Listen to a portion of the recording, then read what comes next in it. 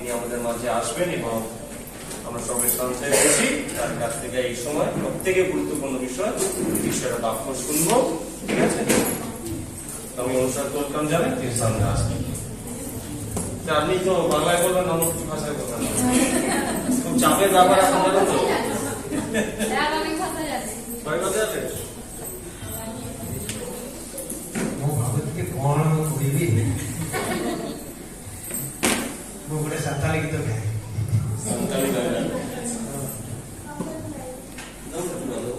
আমরা তারা এখানে দেখতে আছি যে আমরা অনেকে পর ভাষায় কথা বলছি, বাইবেলের মধ্যে লেখা আছে না পর ভাষা মানে অন্যের ভাষাতে আমরা বুঝতে পারছি। ঈশ্বরকে ধন্যবাদ দিই। অনেকে হয়তো যখন আমাদের মানুষ পরিচয় করছিল, কেউ চিনি কেউ গুড় এরকম ভাবছিল, কেউ অনুসারে কেউ চিনি না কেউ গুড় এরকম ভাবছিল, মানে একটু মজা করে বলছি। ঈশ্বরকে ধন্যবাদ দিই যে আমাদের প্রত্যেককে, বিশেষ করে আমাদের ন্যাশনাল এভাঞ্জেলিক্যাল চার্চের যে সিনিয়র ম্যানেজার আছেন, অভিষেক ভাই আছে, তার পরিবার এখানে পুরো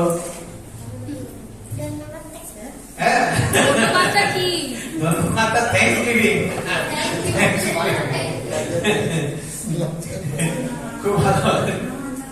সেই জন্য মানুষ এবং প্রত্যেকের জন্য বিশেষ করে ধন্যবাদ দিই।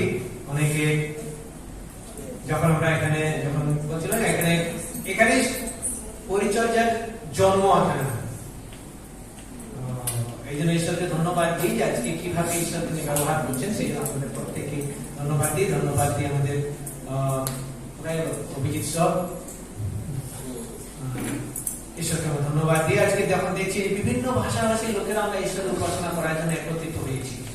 আর একটা বিশেষ দিন, একটা প্রশ্ন দিয়ে শুরু করি যে আমরা যে গাড়ি চালাই, সাইকেল হোক চার চাকা হোক, গিয়ার যখন চালানো, গিয়ার যখন দেয়, এই গিয়ারটা কোথায় রয়েছে, কোন চাকাতে রয়েছে, মানে কোন চাকাতে গাড়িটাকে ঠেলে নিয়ে যায়, পিছনের দিকে। তো আমরা যখন দেখি আজকে যে বিশেষ দিন, আজকে যখন এই 4 বছর এটা একটা উদযাপন করছি, ঈশ্বরকে আমরা ধন্যবাদ দিই। আজকে ধন্যবাদ দেওয়ার দিন। আজকে আমি তো বলতে চাই যে অনেক সময় আমরা দেখি যে কয়েকটা বিষয় আমি বলতে চাই যে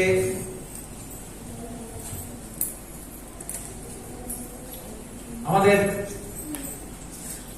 যে ইমেল এড্রেস আছে BTI JKPS1984 BTIJKPS1984@gmail.com email ID. 1984 কেউ কি কারোর মধ্যে মাথায় কিছু ঢুকছে? 1984টা আবার কি? 1984 এটা তৈরি হয়েছিল প্রথমবার যখন BTI তৈরি হয়েছিল, বাইবেল ট্রেনিং ইনস্টিটিউট। তখন যদি আমি জন্ম হয়নি সেই সময়। ঠিক তার কাছে ভালোই। যদি না হয় বাইরে যে বোর্ডে দেওয়ালের মধ্যে লেখা রয়েছে 1984, তখন আমিও বাইবেল কলেজে যখন যাইনি। 1984 যখন শুরু হয়েছিল এখানে প্রাইভেট ট্রেনিং সেন্টার, বাইরে আমাদের যাওয়ার আগে একটু দেখে নেবো, লেখা রয়েছে 1984। একজন আমাদের বিদেশি বন্ধু জিজ্ঞাসা করছে এটা কি, কার জন্মদিন নাকি তোমার জন্মদিন? না এত ছোট নয়। এটা হচ্ছে যখন ব্রিটিশ শুরু হয় প্রথম, সেই জন্য এটা একটা দেওয়া হয়েছে। যখন চিন্তা করি 1984 ছোটখাটো ট্রেনিং নিয়ে শুরু হয়েছিল। তারপরে 2 বছর যখন রেগুলার শুরু হলো 1989, আর সেই বছরে আমি JKPS-এ যোগ দিই। তো ঈশ্বরকে আমরা ধন্যবাদ দিই যে প্রত্যেকটা জিনিসের পিছনে একটা ধন্যবাদের বিষয় আছে। তা আজকে আমি একটু বলতে চাই যে ঈশ্বর আমাদের জীবনে যে কাজ করেছেন, আজকে খুব সংক্ষেপে আমরা একটুখানি ঈশ্বরকে ধন্যবাদ দেব। আমি আজকে যে বিষয়টা ঈশ্বর কি কাজ করেছেন তা স্মরণ করার নিয়ে, আরো ছোট করে যদি টপিকটাকে বলা হয় আজকে স্মরণ করাকে। কি স্মরণ করব? আজকে বাইবেল পদগুলো যখন দেবো, এটা আমাদের পড়াবো তো আমাদের অত সুযোগ হবে না, কিন্তু বাড়িতে গিয়ে আমরা পড়ে নেব। যে প্রেরিত পুস্তক পুস্তক তার 2 অধ্যায় 19 এবং 20 পদে এখানে লেখা রয়েছে যে এখানে অনেক জিহুদি লোকেরা যিশুর কাছে এসেছিল।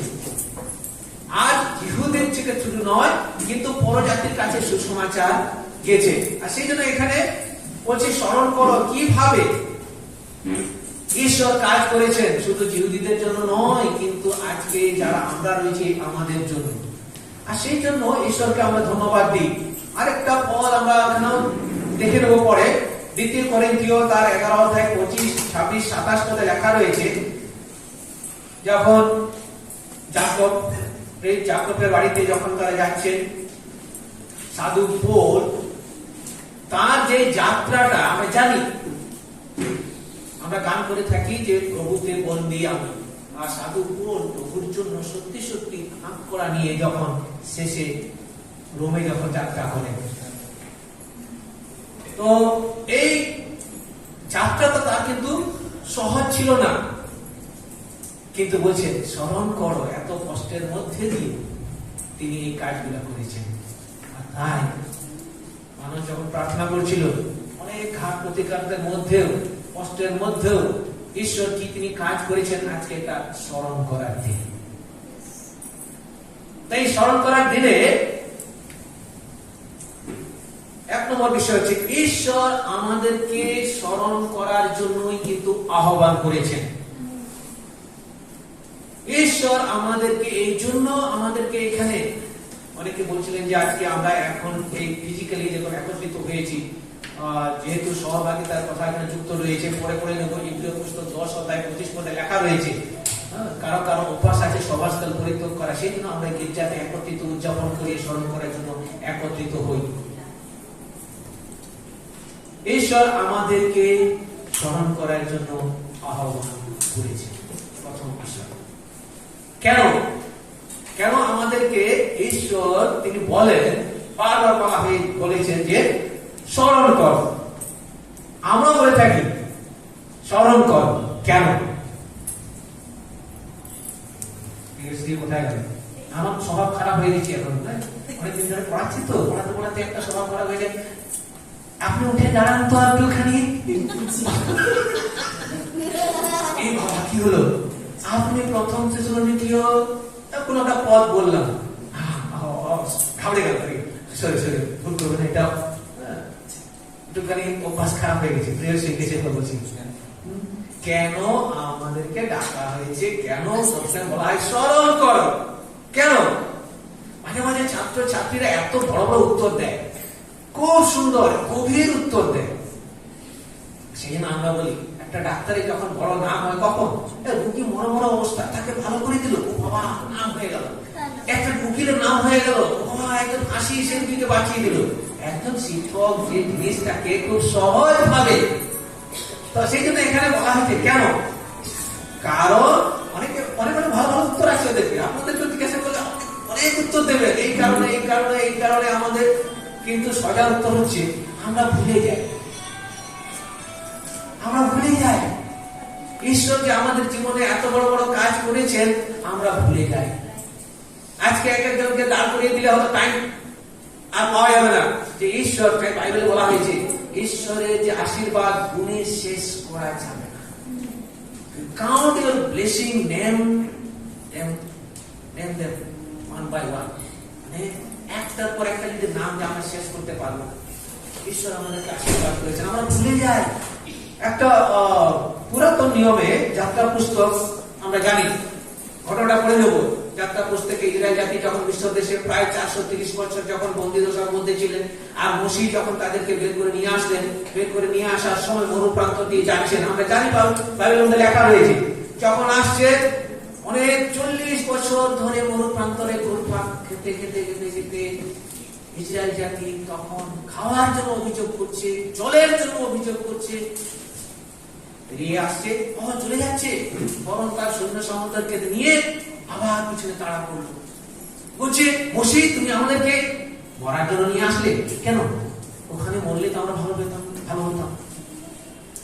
কয়েকটি পদ আমি পড়তে চাই কিভাবে ওরা বলছিল, আর সেগুলো যখন আমরা শুনি কেমন লাগে এগুলো। যে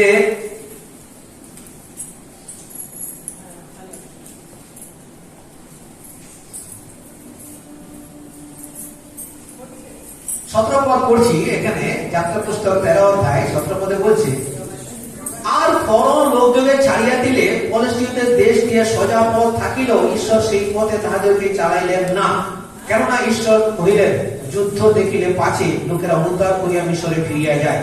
অতএব ঈশ্বর লোকদিগকে সুবসাগরের প্রান্তরময় পথ দিয়া গমন করাইলেন। আর ইসরায়েলের সন্তানেরা সশস্ত্র হইয়া মিশর দেশ হইতে যাত্রা করিল। তারা যখন আসছে, তারপরে এই রাস্তাতে আস্তে আস্তে অনেক ঘাত প্রতিঘাত। আমরা জানি যে এখানে ইসরায়েল জাতিরা যখন দেখছে যে মিশর দেশে থেকে যখন তার খবরের শোনার আসে, কি বলছে, পরম যখন নিকটবর্তী হইলেন তখন ইসরায়েল সন্তানের চক্ষু তুলিয়া চাহিল, আর দেখো তাদের পশ্চাৎ পশ্চাৎ মিশরীয়রা আসিতেছে, তাই তাহারা অতিশয় ভীত হইল। আর ইসরায়েল সন্তানেরা সদা প্রভুর উদ্দেশ্যে ক্রন্দন হইল। তখন তাহারা মোশেকে কহিল, মিশরে কবর নাই বলিয়া তুমি কি আমাদেরকে লইয়া আসিলে? মিশরের কি কবর ছিল না, যেন আমরা প্রান্তরে মরিয়া যাই?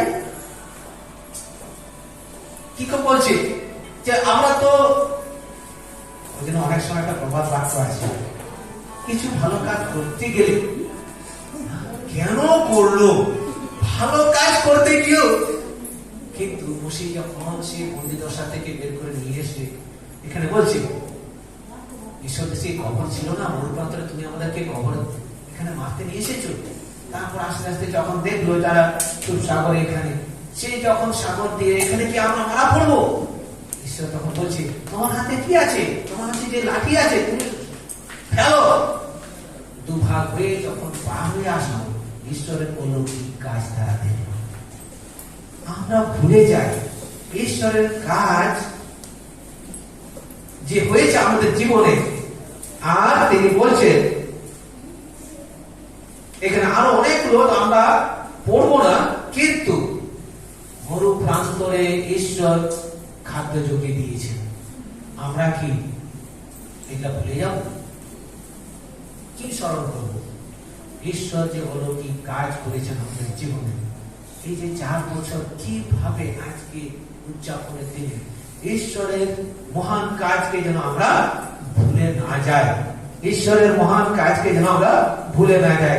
আরেকটা পদ আমি পড়তে চাই,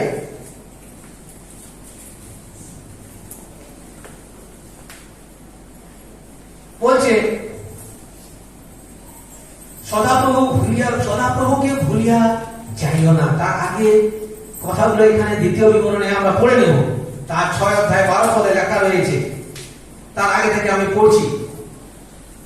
তোমার পিতৃপুরুষ আব্রাহামের, যাকবের, ইসাহাকের ও যাকবের কাছে তোমার ঈশ্বর সদাপ্রভু তোমাকে যে দেশ দিতে শপথ করিয়াছেন, সেই দেশে তিনি তোমাকে উপস্থিত করিলেন। পর তুমি যাহা গাঁথো নাই এবং বৃহৎ বৃহৎ সুন্দর সুন্দর নগর, যাহাতে কিছুই সঞ্চয় করো নাই, উত্তম উত্তম দ্রব্যে পরিপূর্ণ এমন সকল গৃহ যাহা খনন করো নাই, এই সকল খনিত কূপ যাহা প্রস্তুত করো নাই, এমন সকল দ্রাক্ষা ক্ষেত্র, জলপাই ক্ষেত্র পাইয়া সেখানে তুমি ভজন করিয়া তৃপ্ত হইবে। বলছে কিছুই করনি, এই সমস্ত কাজের জন্য তুমি কিছুই করনি, ঈশ্বরের আশীর্বাদ তুমি পেয়েছো, ভুলে যাবে না।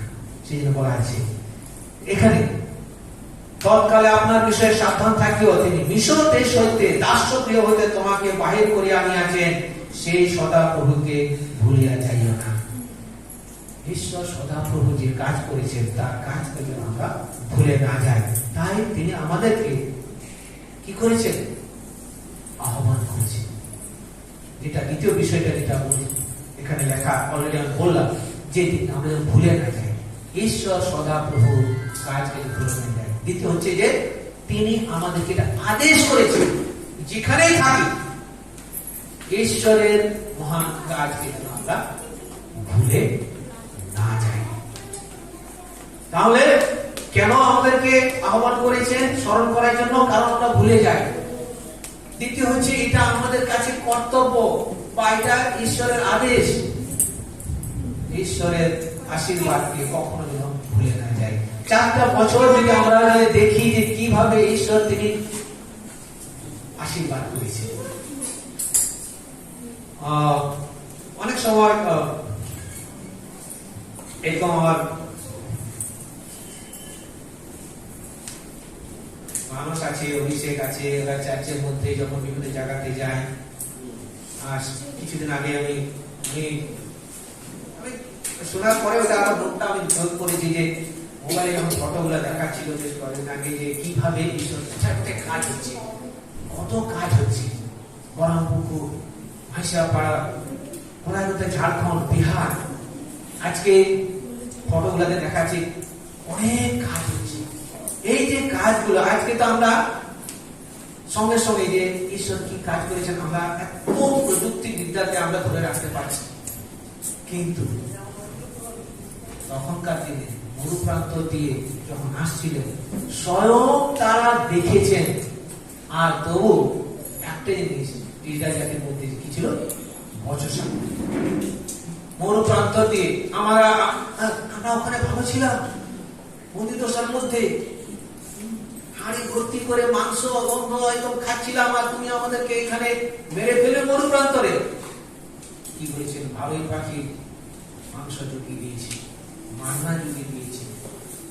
আর সেই জন্য বলছি আমরা ভুলে যাই, ওই জন্য আমাদেরকে বলা হয়েছে স্মরণ না যায়। ঈশ্বর আদেশ করেছে, ঈশ্বর সদা প্রভুকে ভুলিয়া যাইও না। গীত সংহিতা 103 মধ্যে কি লেখা? 103-1-2 পদে, সদা প্রভুর উপকার ভুলিয়া যাইও না। এটা ঈশ্বরের আদেশ, তার বাক্যের মধ্যে দিয়ে তিনি আমাদেরকে আদেশ করেছেন।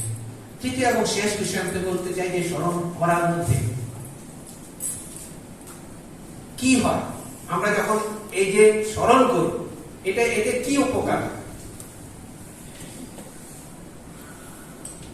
আমরা আরো সহজভাবে বলতে চাই, আমরা যখন একত্রিত হই, আমরা ধন্যবাদ সাক্ষ্যের বিষয়ে যখন বলি, কি উপকার? আমি মাঝে মাঝে বলি, আপনারা ঈশ্বরের বাক্য পড়া অনেকে আছে না, গ্রামের দিকে পড়তে গিয়ে আটকে যায়। আমি বলি আপনারা বাইবেলটা পড়বেন, দুটো উপকার হবে। কি? একটা ঈশ্বরের বাক্য জানবেন, আর আপনার পড়াটা সরগর হয়ে যতবার পড়বেন আর আটকাবেন না, গড়গড় করে পড়বেন, দুটো উপকার হবে। তা আমরা যখন একত্রিত হই, ঈশ্বর যে অলৌকিক কাজ করেছেন, যখন আমরা শেয়ার করি, বলি একসঙ্গে, কি উপকার?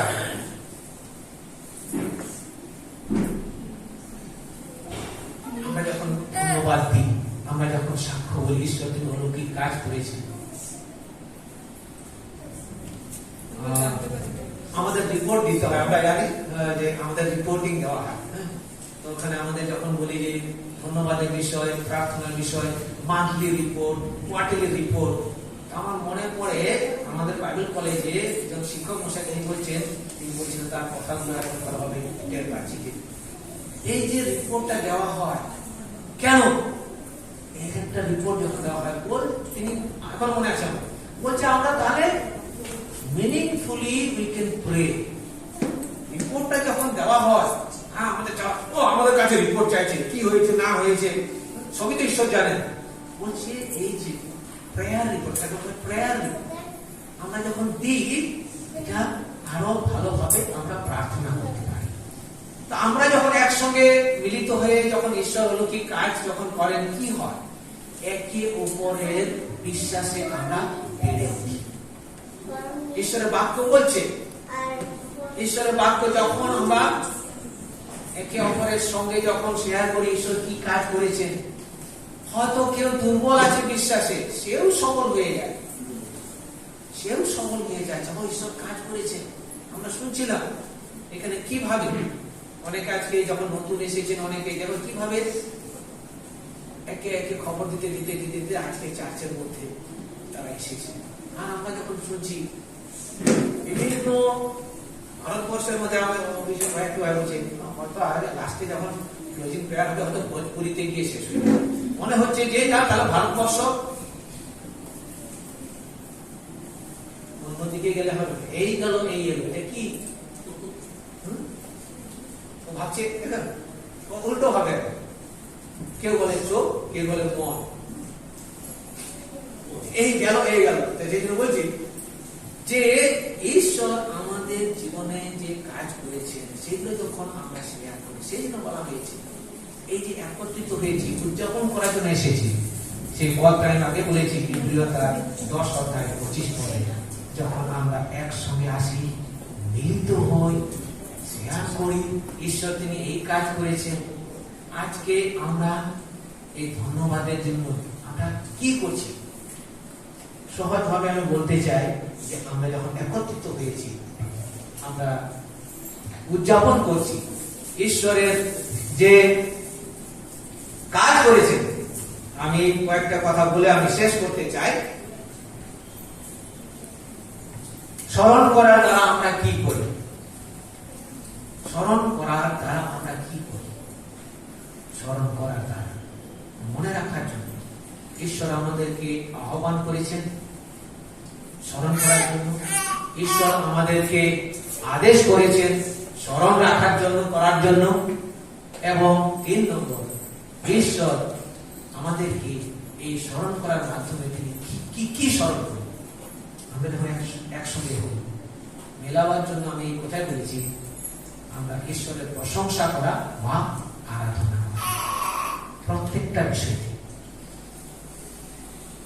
একসঙ্গে মিলিত হয়ে ধন্যবাদ দিচ্ছি, প্রশংসা করছি, সবকিছু করছি। এর মধ্যে দিয়ে কি করা হচ্ছে?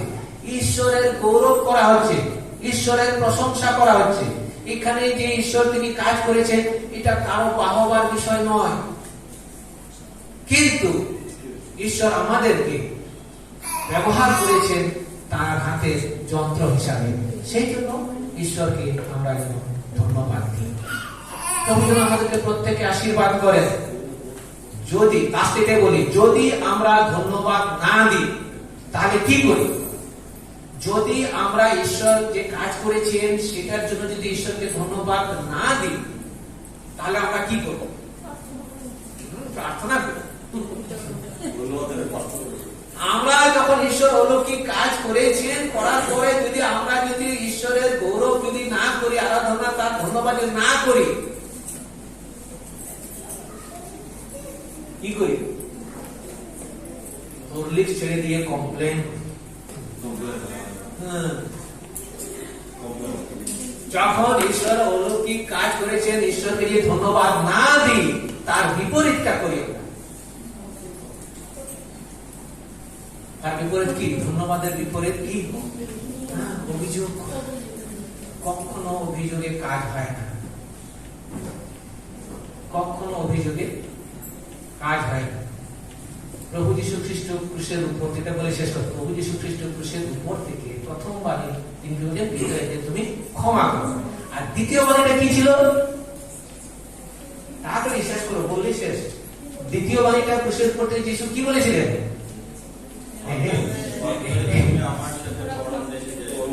অদ্বৈ তুমি আমার দেশে, আমার সহিত পরম দেশে উপনীত হইবে। দুটো দস্যুর মাঝখানে যীশুকে ক্রুশে দেওয়া হয়েছিল। একজন অভিযোগ করেছিল, একজন অনুরোধ করেছিল। অভিযোগ করেছিল কি? তুমি নাকি ঈশ্বর, স্বয়ং ঈশ্বরের পুত্র, তুমিও বাঁচো, আমিও বাঁচি। কিন্তু আরেকজন দস্যু বলছে কি, ইনি তো কিছুই করেননি, আর নির্দোষ ব্যক্তির প্রতি তুমি অভিযোগ করছো। তারপরে যে প্রভু, তুমি যখন স্বর্গে যাবে আমাকে একটু স্মরণ করিও। বাইবেল কুইজ, বাইবেলের মধ্যে সবথেকে বোধহয় ছোট প্রার্থনা কিন্তু বড় কাজ। অদ্বৈ তুমি আমার সহিত পরম দেশে উপনীত হইবে। অভিযোগে কাজ হবে না যদি আমরা তার কাছে অনুরোধ করি, আরাধনা করি। প্রভু আমাদেরকে আশীর্বাদ করেন। স্মরণ করার জন্য অলৌকিক কাজ ঈশ্বর আমাদের প্রতিদিন তিনি কাজ করছেন, প্রতিদিন আমাদেরকে সেই জন্য ডাকা হয়েছে। এটা আমাদেরকে কর্তব্য বা আদেশ বলি, আমাদেরকে ধন্যবাদ দেওয়া। তৃতীয়, এই আরাধনা প্রশংসার মধ্যে দিয়ে আমরা ঈশ্বরের নামকে উচ্চকৃত। আমাদের কোনো বাহবা নেই, শুধু আমাদেরকে তিনি ব্যবহার করেছেন। প্রভু যেন আমাদেরকে আশীর্বাদ করেন। আর এই জন্য আমরা আরাধনার মধ্যে দিয়ে কি করি? আজকে জমায়েত হয়েছি, অনেক কিছু বলার ছিল কিন্তু এখানে শেষ করতে চাই। কিন্তু আমরা কি করছি? আনন্দ করছি, আনন্দ করছি। Thank you so much.